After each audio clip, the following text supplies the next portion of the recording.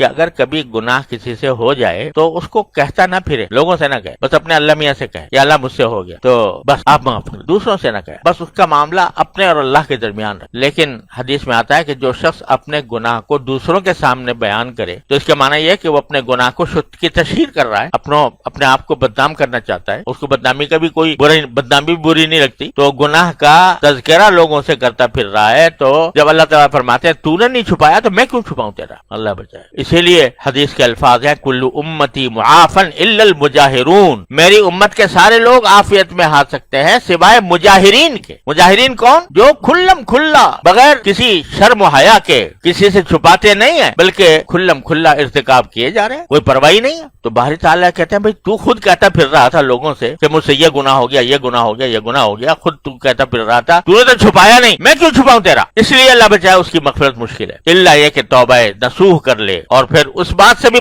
استغفار کرے کہ میں دوسروں سے کہتا پھرتا رہا۔ اگر کوئی گناہ ہو گیا اور گناہ ہو کر اس نے اپنے حد تک رکھا اس اور کسی کو کہا بھی نہیں، لیکن اللہ تعالیٰ سے رجوع کر لیا، یا اللہ مجھ سے ہو گیا، اپنی رحمت سے مجھے معاف کر دیجئے، تو جب وہ خود چھپائے گا تو اللہ تعالیٰ بھی اس کی ستاری فرمائیں گے، دوسروں تک نہیں پہنچے دے۔ حضرت فاروق اعظم رضی اللہ تعالیٰ عنہ کے بارے میں نے سنا، غالباً اپنے والد ماجد رحمۃ اللہ علیہ، کہ ایک مرتبہ ان کے عہد خلافت میں ایک آدمی چور پکڑا گیا، لایا گیا حضرت فاروق اعظم کے پاس، تو کسی نے اس کی سفارش کرتے ہوئے کہا کہ حضرت اس نے پہلے یہ کام کیا ہے تو اب یہ شرمندہ بھی ہے اور نادم ہے، استغفار کرتا ہے، تو اس کو معاف کر دیجئے۔ تو حضرت فاروق اعظم نے فرمایا کہ نہیں، یہ پہلا کام نہیں، یقیناً اس نے اس سے پہلے بھی کیا ہے اس قسم کا کوئی کام۔ لوگوں نے کہا جی اس کا کوئی ثبوت تو ہے نہیں آپ کے پاس؟ تو فرمایا کہ اللہ تبارک و تعالیٰ جب پہلی مرتبہ بندہ کوئی گناہ کرتا ہے، پہلی مرتبہ پہ پکڑ نہیں کرتا، اس کو مہلت دی جاتی، اور اگر اس نے اس کو خفیہ رکھا اور کسی پر ظاہر نہ کیا اور اگر کوئی تلافی کرنی ہے اور تلافی کر دی تو پھر اللہ میاں اس کو آئندہ پھر ارتکاب نہیں کرنے دیتے اس کو۔ لیکن اگر پہلی مرتبہ کرنے کے بعد اسے سوچا اب تو میرا جرات کھل گئی، جب تک کوئی آدمی گناہ نہیں کیا ہوتا اس وقت تک ایک طبیعت میں ایک رکاوٹ ہوتی ہے، اور رکاوٹ کے نتیجے میں آدمی سوچتا ہے کہ یار یہ برا کام نہیں کرنا چاہیے، اور کر لوں گا تو کیا ہوگا، ایک ذہن میں ایک عذاب کا تصور آتا ہے، ذہن میں ایک بدنامی کا تصور آتا ہے، ذہن میں ایک ندامت کا تصور آتا ہے۔ لیکن جب اس نے وہ حد پار کر لی، ایک مرتبہ کراس کر گیا اس حد، تو اب وہ جو ایک بیچ میں رکاوٹ تھی وہ ہٹا دی، جب جرات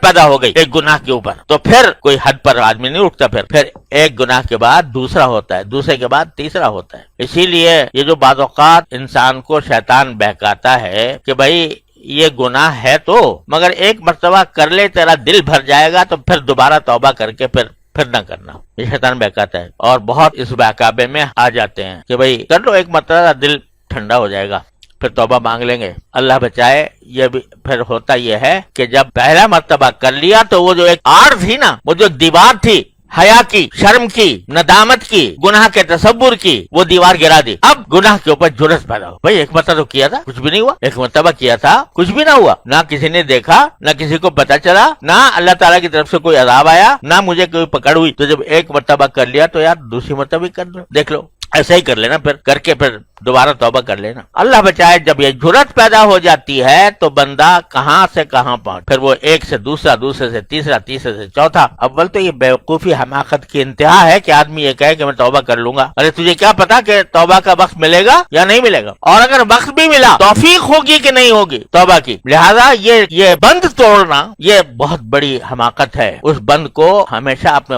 سامنے ملحوظ رکھنا چاہیے، اور اگر کبھی ہو گیا تو پھر آدمی اس کو کہتا نہ پھرے لوگوں۔ www.darsequran.com